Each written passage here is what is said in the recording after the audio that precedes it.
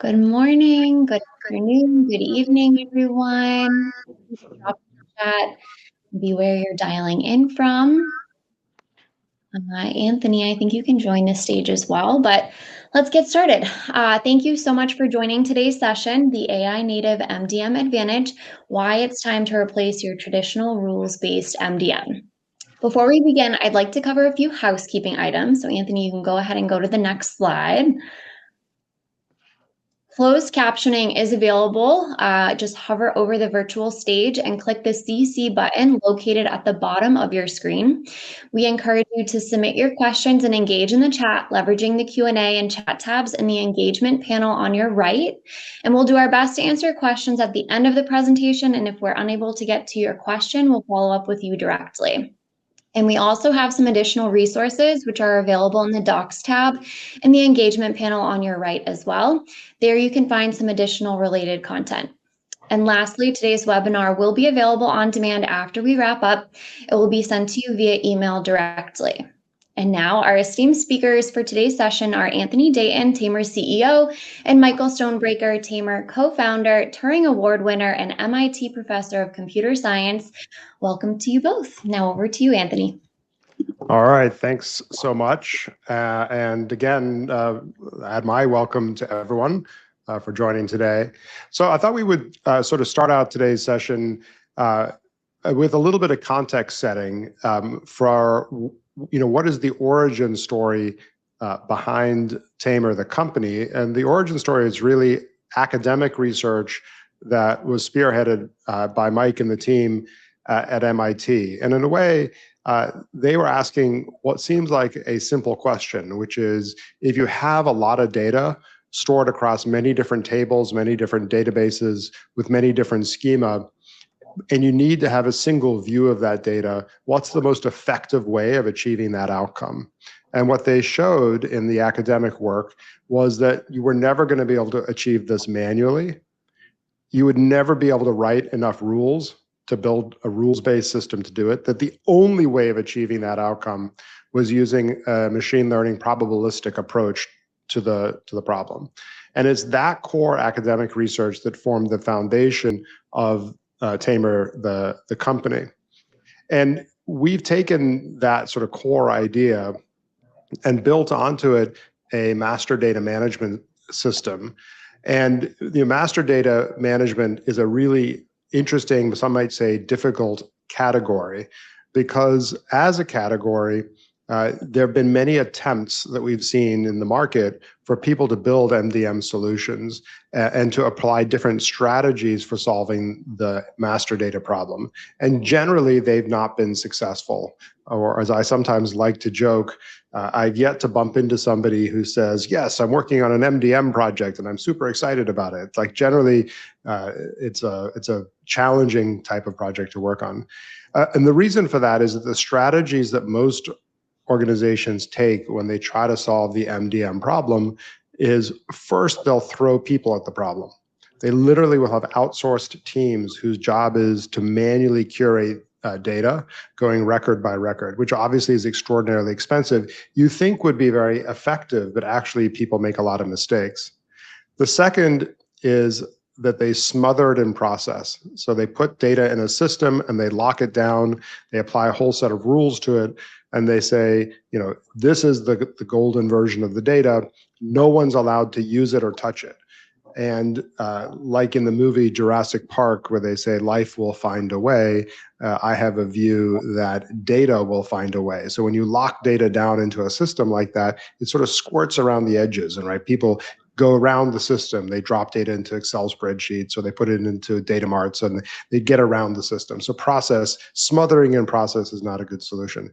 And so, at its core, this strategy of applying machine learning and AI techniques to solving this problem, we believe is really the only way to solve this MDM problem.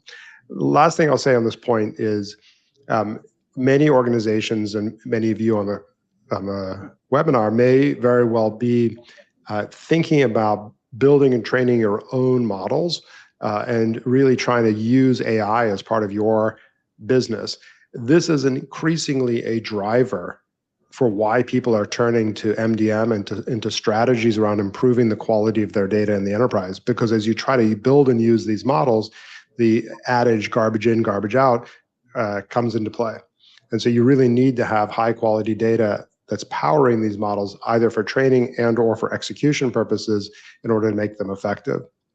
So with that as sort of context setting, let me turn over to Mike, and he's going to share a look at the core foundation behind Tamer, but also really the thinking and intellectual foundation of the business, and also updating it in the context of some of the latest changes in large language models and the way we think about those strategies and how they have or don't have applicability in this space. So, Mike, over to you. Thank you, Anthony. I'm delighted to be here. And we're going to switch from fancy marketing slides to engineering slides, so I hope that's okay. So I'll go just very briefly through what is data mastering. Then I'll very, very briefly tell you why you want to do this at scale. And then I'll go through the options in your toolkit for trying to do data mastering at scale. And finally, I'll have a slide at the end for templates and why they are useful. Next slide. So enterprises, I don't need to remind anyone that your enterprise is full of data silos. Why does that happen? Well, you divide up into business units, and then you tell business units to go make something happen quickly. And the way they do that is by getting their own data and organizing it however they want. So enterprises are full of data silos. You buy and sell units, and that gets you more data silos. So lots of data silos. Next slide.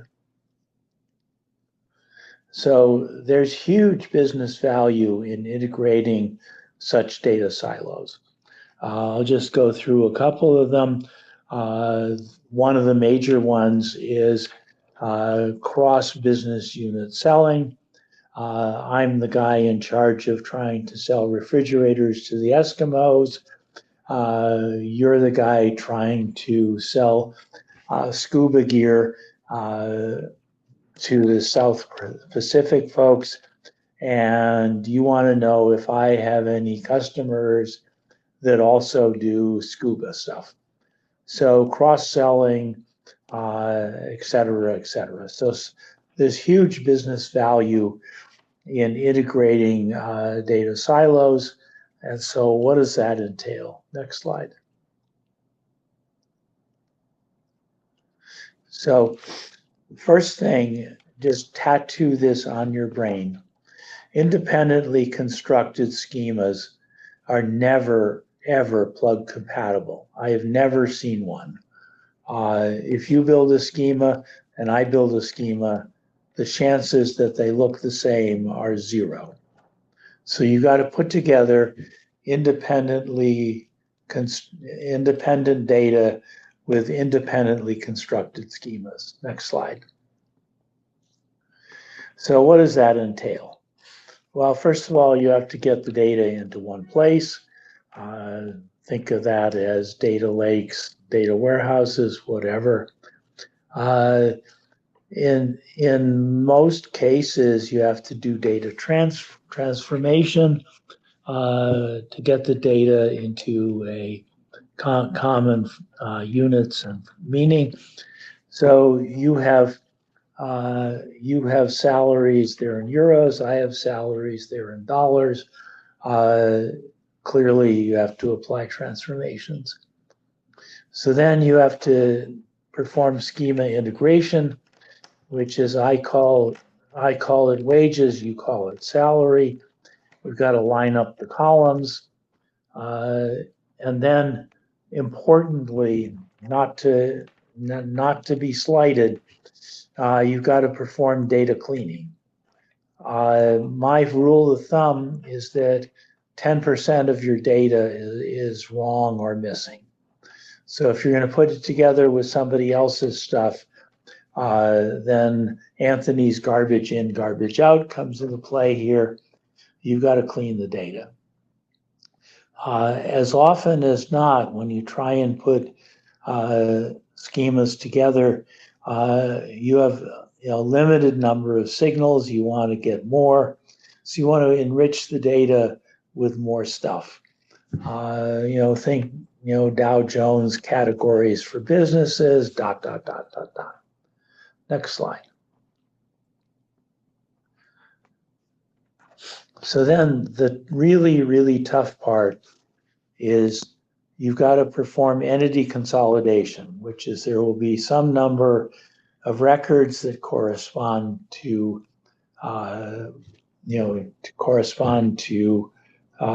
Bank of America. You've got to put all those together. So that's entity consolidation. Once you get a whole bunch of records that correspond to a given entity, well, they will often have different addresses, different different time frames and so forth. So you got to find golden values for the cluster of records for each entity. And then in many cases, you also want to apply classification. You want to decide, for instance, I'm a permanent supplier, you're a temporary supplier. And then, of course, you got to do all of this on an ongoing basis. This is almost never one and done. So all of this is stuff you have to do. Next slide.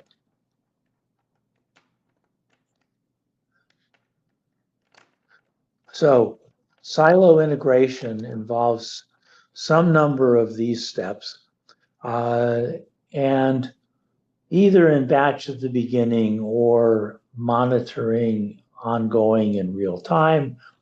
This is also often called data integration and data unification. We'll just call it data mastering. So this is data mastering. It's all of this stuff. Next slide.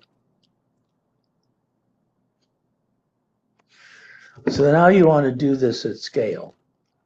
So what I mean at scale, if you've got to do this for 20 records, do it on your phone, do it manually, doesn't matter. At scale means millions of records, hundreds to thousands of entities, and often in hundreds to thousands of data units, data sets. And then, of course, usually you have to do this in an ongoing fashion. Next slide. So just who's got problems like this? Well, in my opinion, most everybody. One of my favorite examples is Toyota Motor Europe. Toyota Motor, sells Toyotas in most, if not all, countries. In some cases, their sales units are at smaller than country level, such as in Germany. They have 30 million-ish customers across Europe, going up as we speak, in 250 databases, and in 40 languages, believe it or not. So why is Toyota interested in doing consolidation? The answer is very simple. If you buy a Toyota in Spain, and then you move to France, because that's movement around the EU is straightforward. So you arrive in France and you want to get your Toyota serviced. Toyota develops amnesia because the French guys are an independent entity from the Spanish guys.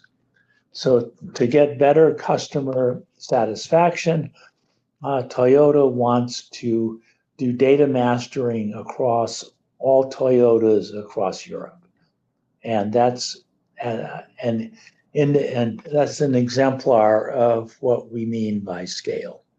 Next slide. So I thought I would share a second example.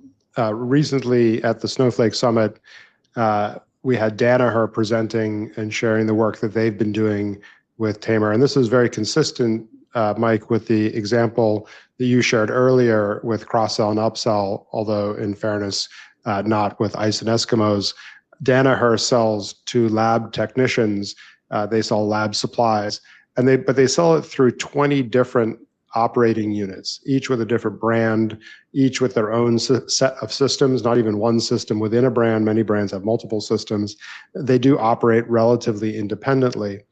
The opportunity from Danaher's perspective is to be able to service those labs much more efficiently and service more of their needs and requirements. So they could be selling them pipettes, but also oscilloscopes, at the same time. And that challenge is one that they're using Tamer for. Over the last 6 months of working together, they've brought together over 17 different sources. They're using Snowflake at the center of that. So very much to your earlier commentary, they find that the independently developed schemas are very unique. They can bring those tables together and then have Tamer master those. And they've actually seen, just to give folks a sense for duplication rate, 50% duplication rate across those different sources. More importantly, and just generally, they've improved the overall quality of their data significantly. And you can actually see at the bottom of the slide a screenshot from within the product that's showing quite literally where across completeness, uniqueness, and data quality, they've seen improvements in the underlying data. So very much achieving their goal of kind of providing a single face to their customer across all of those different business units.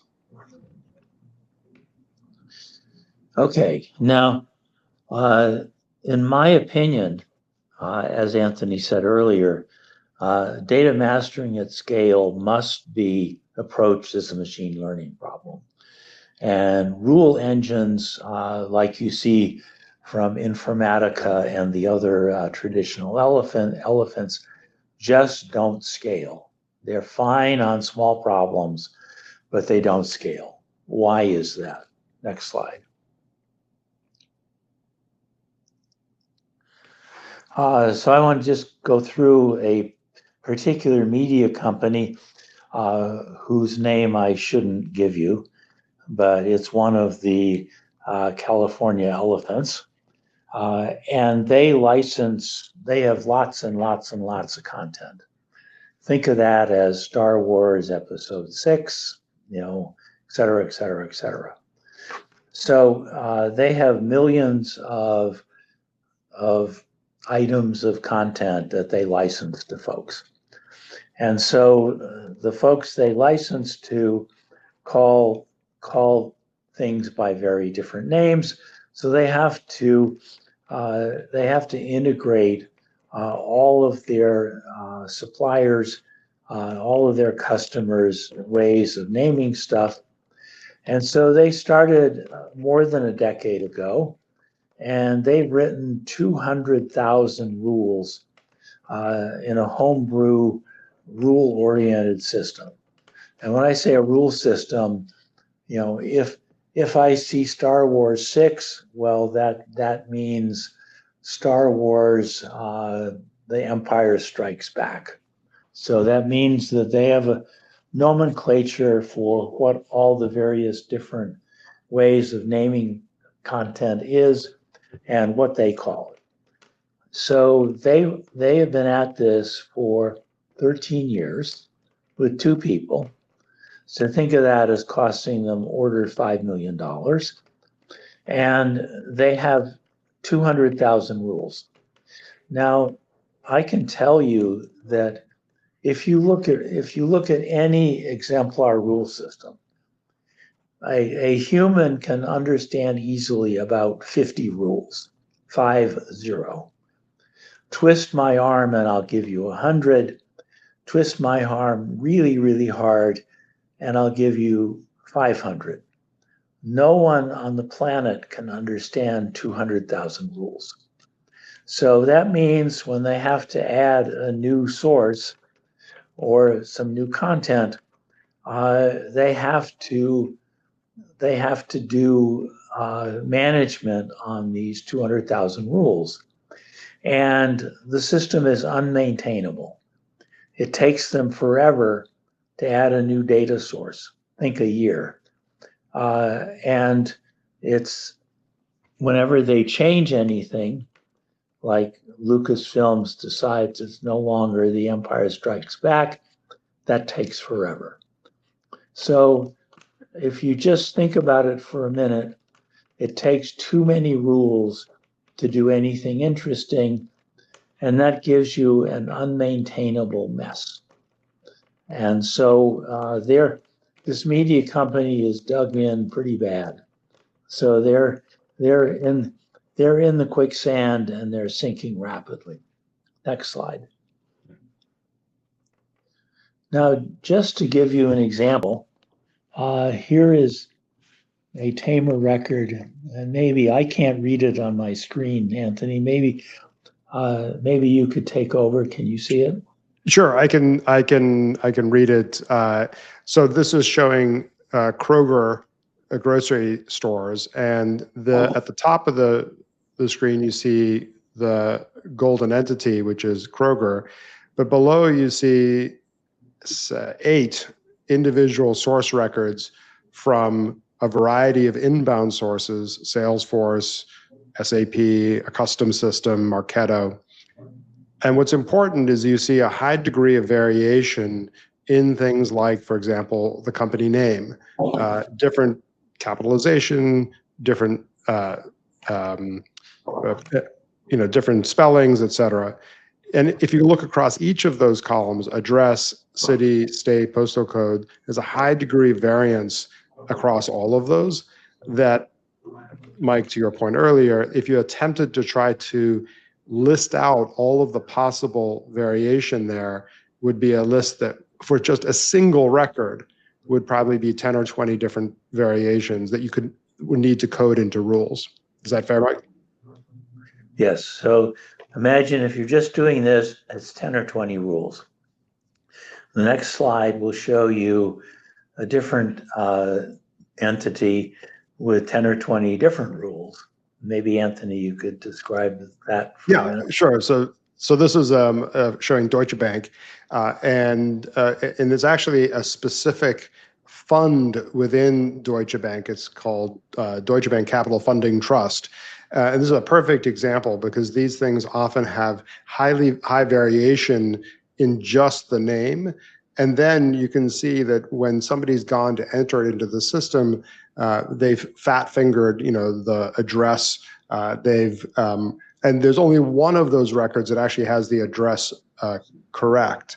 But the opportunity to kind of bring those records together allows you to find the best value across all of those records. So even though there's a lot of very literally bad data here, and actually in this particular example, there's a lot of blank data, there's a lot of missing values, the resulting golden record will have, in a way, the perfect data because it has the best version of each of those underlying records. Okay, next slide. So the problem with rule systems like you buy from Informatica is that they just don't scale, because if you have 1 million entities, each of them may have 5 or 10 rules that you need to code. And so the number of rules goes up exponentially. Your ability to understand that collection of rules goes to 0, and your ability to do maintenance, change anything, goes to infinity. So let's just talk about the alternatives. So as I've already said, rule systems are a non-starter at scale. They work fine with a few records, but everyone I've talked to falls into deep quicksand as they try and scale. So what are the options? Well, you can use deep learning, neural nets. It's been around for a couple decades. Traditional machine learning is decision trees and old non-neural net approaches. Brute force, don't even try it. ETL tools have a place. And then the recent entrant in the sweepstakes is large language models. So I'll talk about all of these. Next slide. So if you want to use neural nets, that's perfectly viable. So you need to train a neural net on a lot of your training data. And this works well on a variety of problems, but I caution you that data mastering is not going to be one of those. Why is that? Well, there are two things. Number one, almost all of you expect explainability, meaning if you are deciding whether to give a customer a loan and you turn him down, you're the loan officer, he immediately says, "Why did you turn me down?" And you point to this black box called this neural network and say, well, because this black box told me to turn you down. And about that time, the customer puts his fist through your face. So you've got to be able to explain decisions, especially decisions surrounding money. And large neural networks have no idea why they work. So you can't point to anything inside and say, this is why you got turned down. Now the AI guys are working on this problem and making very, very slow progress. So maybe in a couple decades, it will be different. But right now, they have no idea why neural nets work or exactly why they do what they do. So that's problem number one. Even if you can get around problem number one, you get problem number two, which is they take lots and lots and lots of training data. So think thousands to tens of thousands of exemplars, which is this thing, an apple turns out to be a Macintosh apple. Those are the same thing. So you've got to have lots of training data. And the trouble with requiring lots of training data is that it is invariably enterprise specific. You can't simply use a cadre of offshore people. Think of that as Ahmad from Cedar Rapids, Iowa. So Mechanical Turk will get you people who aren't trained in the specifics of your business. So chances are you're going to have to involve people who know your data. Invariably, they don't report to you. And in all probability, the nearest common ancestor to you and these people is the company's CEO. So getting them to help you is a real challenge. They tend to be highly priced people, so it's going to cost a fortune. So you need a lot of training data, and that's really expensive to come by. So large neural networks will certainly work, but they have two big problems, which most people I know, can't deal with. So next slide. So the next thing to do is to say, well, what about traditional machine learning? Well, it is explainable because Tamer, for instance, uses a forest of decision trees, which is to say it has a whole bunch of nodes that say things like, if your salary is less than 40,000, then take this branch, otherwise take that branch. And so you can trace which branch through the tree generated the outcome of the machine learning. And you can say, you got denied because of this, and this. So it's explainable. The other big thing is it takes an order of magnitude less training data than a neural network. So traditional ML, think forest of decision trees, is used by Tamer in preference to deep learning. We will certainly be happy to switch to anything else if anything turns out to work better.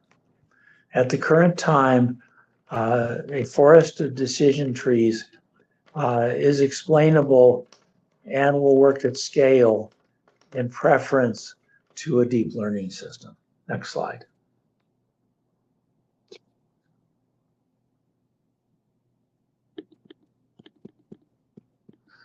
Well, we already talked about rule systems. They simply don't scale. And they are used by the integration elephants. If you have a contract with one of the elephants with essentially 100% probability, you're using a rule system, and it's very easy to find many horror stories of why this stuff fails at scale. Next slide. Brute force works fine on small problems, have at it. It obviously doesn't scale. Next slide. Well, ETL systems, the first step of doing data integration is get your data consolidated in one place and get the units straightened out. And ETL is very good at the first couple of steps to doing data integration. Lots of mature products. Use one of them. They're very good at what they do. And what they do is the first couple of steps of your data integration problem. They don't clean your data, and they don't do data integration. Next slide. So they're useful for a piece of it, but not the majority of your problem. So now we're up to the thing on everyone's mind, which is, how about large language models? Do they have any place in this world? Well, what's a large language model? Well, it's a deep neural network, like we just talked about, that is trained on what's called the pile, which is the public internet data that they can troll worldwide for any public data, and they use that as training data for their models, which are gigantic and have tons and tons and tons of training data. And training current large language models costs millions of dollars. Now the pile, meaning the public internet, is text-oriented. It's largely text. And so LLMs are not very good at enterprise data, because there's an adage that if a large language model hasn't seen your data, then it's obviously not going to be able to regurgitate it. So the dark web, which is your enterprise data, which you don't show to the public at all, typically, LLMs are not very good at it. And they're not very good at structured data because they're trained on text. So you'd be surprised if they were really good at enterprise data, but let me just show you how bad they are. Next slide. Well, we tried a large language model. We got access to the MIT data warehouse, which is 1,500-ish tables in an Oracle database. Think of it as students and professors and courses and buildings, all that stuff. Because in this table are things like my salary, they are very, very security conscious. They won't let us see the 1,500 tables, but they gave us access, us being MIT researchers, they gave us access to a 100-table subset, which is mostly data on facilities, meaning buildings and stuff like that. With the help of the MIT data warehouse database administrators. They gave us 100-ish queries that people, the administration from around MIT, use day in, day out to query this warehouse. So we got 100 of those queries. With their help, we back translated them to ordinary text. So think of it as a benchmark of reasonable English language text that corresponds to a query, and the golden SQL that actually runs that query. So this is basically 100 pairs of natural language query and gold SQL. Next slide. So we tried vanilla ChatGPT on this data, and the accuracy, how did they do on 100 queries? They got 0 of them right. Not a few, 0. Now, we added in all the fancy tricks. So you've probably heard about RAG, you've heard about prompt engineering. We tried all of that stuff. That gets accuracy up to about 20%-ish. So that means they can get 1 out of 5 queries correct. Meaning that if you were to insert ChatGPT into their pipeline, because their pipeline is, they have business analysts who pose these queries typically to a middleman who is a SQL programmer, who then translates that into SQL and runs it. If you insert ChatGPT into this world, it doesn't do well enough to justify putting it in. So this is a statement, it fails. Next slide. Why does it fail? Well, I've already said most of the reason that ChatGPT has not been trained on MIT enterprise data because it's in the dark web. Why else does it fail? Well, there's a lot of materialized views in these 1,500-ish tables. And so there are multiple ways to express a query, only one of which is the gold SQL. The other materialized views may be at different granularities or et cetera, et cetera. So there's semantic overlap in almost all data warehouses, and that screws up ChatGPT. Queries are fairly complicated. So the queries run to this data warehouse are often 3 or 4-way joins with aggregates, and that makes them fundamentally hard. And then the last issue is MIT has a lot of idiosyncratic data. So we have a concept called the J term, which is a 1-month term in January. Of course, ChatGPT knows nothing about J terms since it's very MIT idiosyncratic. Also, buildings at MIT have numbers, they don't have names. So whenever you get idiosyncratic data, that means that ChatGPT is going to fail. So for all of these reasons, it's a non-starter on data warehouses. Next slide. Well, you can help with this. MIT has a public web. And so you could ingest some subset of the public MIT website. That website does know about JTerm.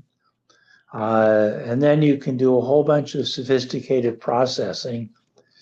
And so by adding in text data from the public web and telling ChatGPT about it, well, that gets accuracy up to around 30%. It still is a non-starter. So clearly this technology is not ready for prime time. Next slide. Well, what about data mastering? Well, here we run into, as MIT researchers, we run into a big problem, which is no one is willing to let their enterprise data go into ChatGPT for privacy and security reasons. So we have never found somebody who's willing to let us try ChatGPT on a data mastering problem.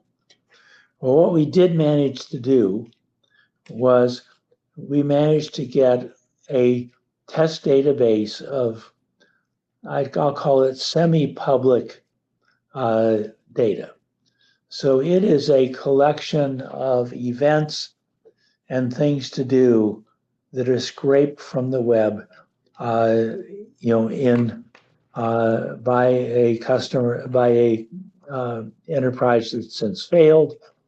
So we tried ChatGPT on their data, and it got about 75% accuracy after tweaking.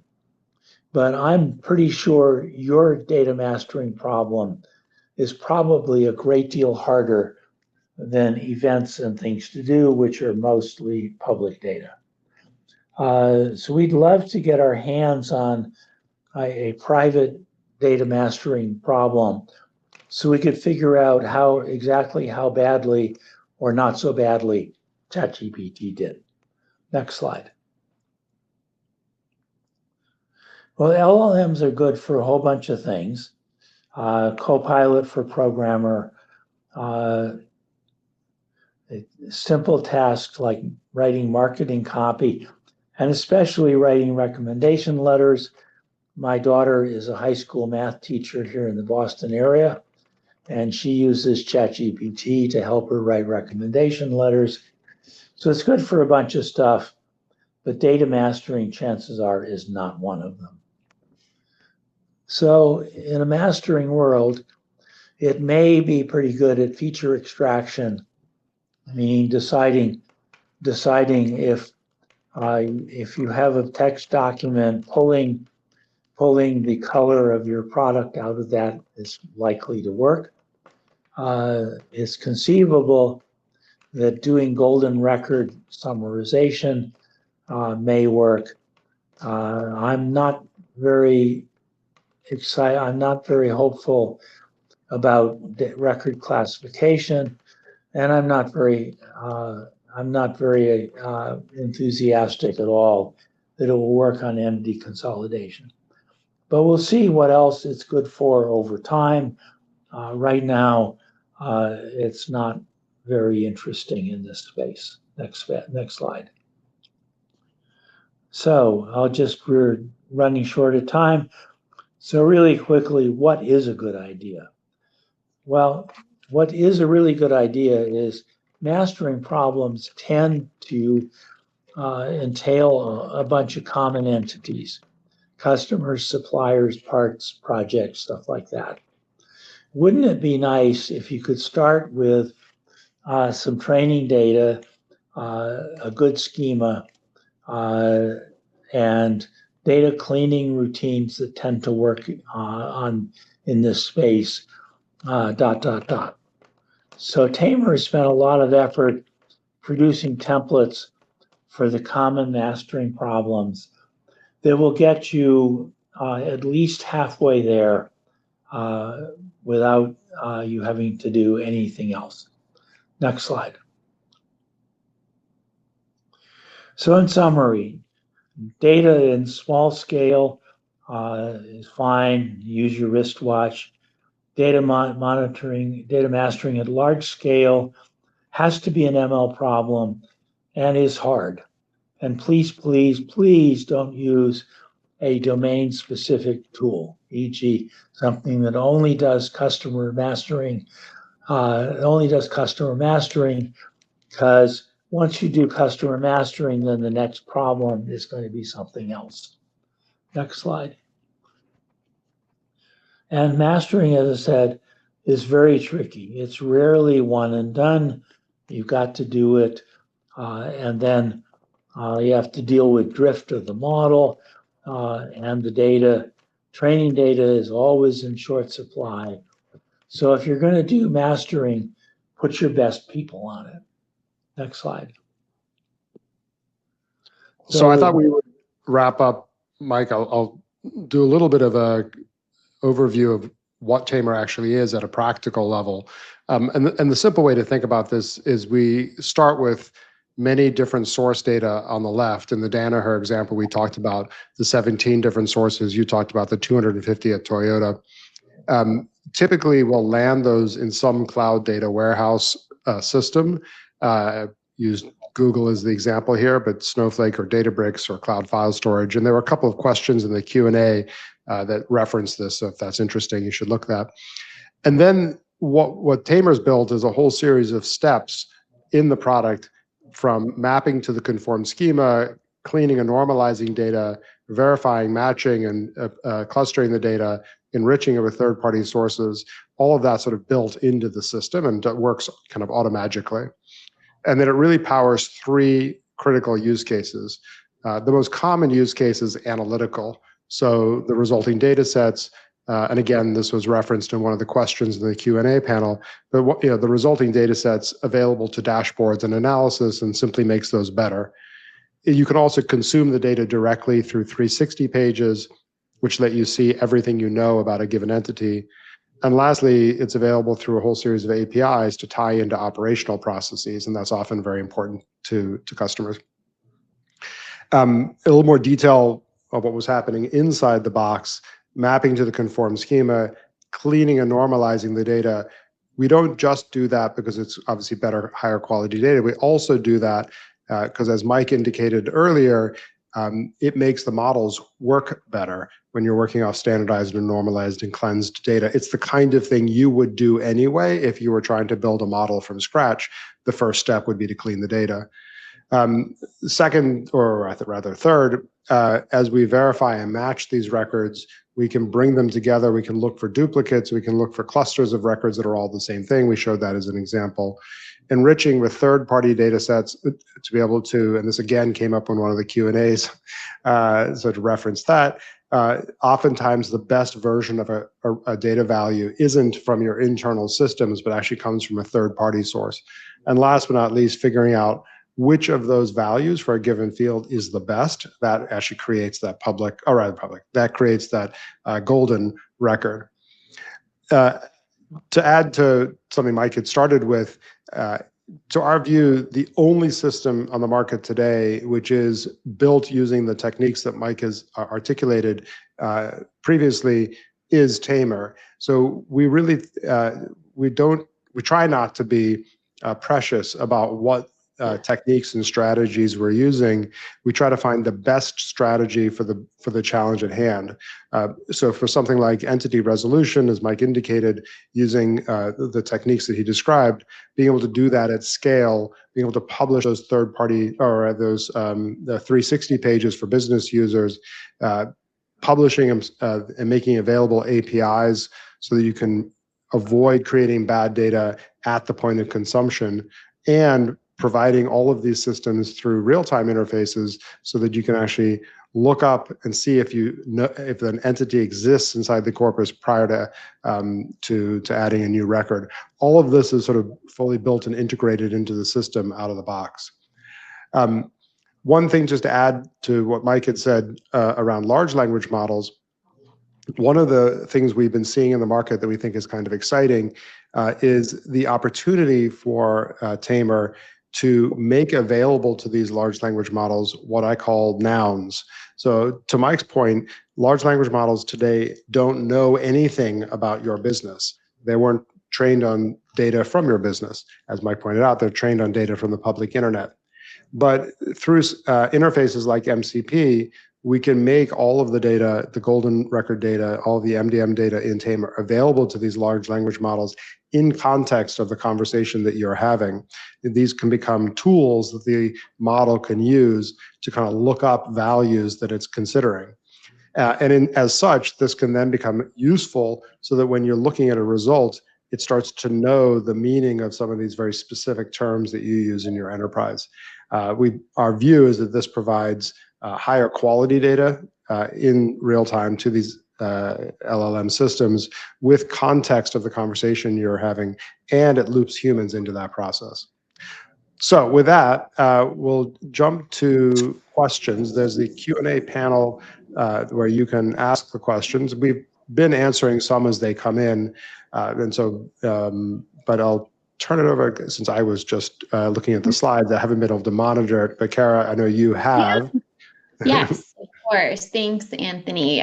So first question, back to you, actually. It sounds like there are limitations with LLMs for MDM, but is Tamer doing anything with LLMs? So all of the things Mike listed on his slide before are things that we're doing and working with, and actually a whole bunch other that we haven't even talked about. But I think the best way to think about LLMs, what are the capabilities of a LLM? The hint is in the first word, language, or the second word, large language models. They're really good at linguistic work. And so things like summarizing a golden record is something that a LLM is quite good at. Also, in the explainability example that Mike described, if you give a large language model a lot of information about why records are coming together, why records are matching, especially if the description of that, the why, is actually quite technical, it can do a good job of explaining it in simpler terms or summarizing it. They're also quite good at, and Mike referenced this example, but if you're trying to featureize a blob of text, it's very good at doing that. So if you have, for example, a description of a part, which can often be quite voluminous, a large language model is excellent at being able to pull features out of that text, or even describe similarity between two feature descriptions. And similarity scores are very helpful when you're building clustering models. So we believe there's lots of opportunity to take advantage of the language capabilities of large language models. And then the other thing, just to point out, was what I had on the last slide, which is connecting the MDM data into the large language model to help give the model context and knowledge about your business. Again, as Mike pointed out, these models have not been trained. They don't know anything about you or your business. You need to provide that as context into the prompt. An MDM system is an excellent way of doing that. So I don't know, Mike, if you wanted to add anything to that, yeah, sorry, I didn't put you on the spot, but. Yeah, I think everyone on the planet is trying to figure out what large language models are good for. They're good for a bunch of things, and they'll be good at more things over time. And Tamer is investigating this, with a fair amount of resources, and as I say, MIT, a lot of my colleagues and myself at MIT are trying to figure out what large language models are good for in a non-commercial context. So I say there's a huge amount of work going on to try and answer that question. All right. Next question, back to you, Anthony. Is enterprise SLM an option instead of LLMs? So I am not sure what SLM stands for. I don't know, Mike, if you know what SLM stands for in this context. I do not. I think perhaps what's being asked, maybe I'm wrong, the questioner is welcome to add it back into the chat or the Q&A panel, but there are options of hosting your own private large language models, and a number of the clouds provide frameworks for doing so. And it is also possible to add training data into a large language model, sort of what's often called fine tuning. The general experience we've had, and I think others have had, is that these are actually quite poor techniques for, it requires a lot of data to try to get, and this might, as a point Mike had made in his presentation, it requires a lot of data to sort of shift the model to understand stuff from the fine-tuning data sets. Better strategy is to surface the right data in context of a prompt, as opposed to trying to retrain a model. Not only is that extraordinarily expensive, requires a lot of data, it's actually not very effective. So those are all, yeah. And the big problem is that ideally you could simply get a copy of a model inside your air-gapped environment and feed it training data from your enterprise and train it yourself. And if you got $1 million, have at it. Or $1 billion. Unfortunately, some of these new models are costing billions to train, but yes, I agree. And so the cost will come down over time, but the small language models, you can simply train them yourself at finite cost, but it's still not cheap. So I think the conundrum is that large language models don't know your data, and teaching, using RAG and prompt engineering, is tricky and challenging. Training an empty model yourself is very costly. The options are not fantastic right now. All right. Well, thank you, Michael and Anthony. We are pressed for time, so we are going to close right now. But just a reminder, today's webinar will be available on demand, and we'll send out a link so you can rewatch it or even share with your colleagues. And before you go, I'm going to launch a survey in a minute. It's very quick, and it will be available within the Goldcast platform. If you can just take a minute or two to respond, this will really help us continue to improve and bring you the content that you want to see. And thank you again for spending part of your day with us, and we hope to see you at a future event soon. Thank you, Anthony and Michael, as well.